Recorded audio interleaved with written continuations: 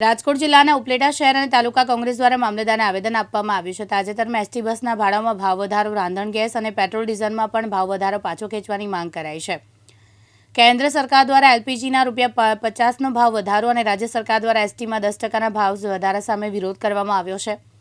ઉપલેટા શહેર અને તાલુકા કોંગ્રેસ દ્વારા સૂત્રોચ્ચાર કરી મામલતદારને આવેદન આપી ભાવ વધારા પરત ખેંચવાની માંગણી કરી છે.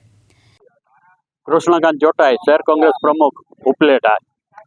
આજથી થોડા દિવસો પહેલા એસટીમાં 10%નો ભાડા વધારો રાજ્ય સરકારે નાખી અને પ્રજાની ગરીબાઈ, જે ગરીબ પ્રજા જેમની ઉપર અસહ્ય બોજો કર્યો હતો, એ બોજાનો માર હજુ પ્રજા સહન કરે અને એમાંથી બહાર આવે એ પહેલાં જ ગેસમાં ₹50નો એલપીજી ગેસમાં ભાવ વધારો કરી અને સરકારે, ભાજપ સરકારે ફળિયા ઉપર પાટું મારેલ છે. પ્રજાનો અવાજ સરકાર સુધી પહોંચાડવા અને પ્રજામાં જાગૃતિ લાવવાના ઈરાદાથી આજે ઉપલેટા શહેર કોંગ્રેસ અને તાલુકા કોંગ્રેસની આગેવાનીમાં અમે શહેરના અને તાલુકાના કાર્યકરોએ મામલતદારને આવેદનપત્ર આપી અને સરકારમાં રજૂઆત કરી છે કે આ ભાવ વધારો પરત ખેંચવામાં આવે. વિપુલ ધામેચા, દિવ્યાંગ ન્યૂઝ, ઉપલેટા, રાજકોટ.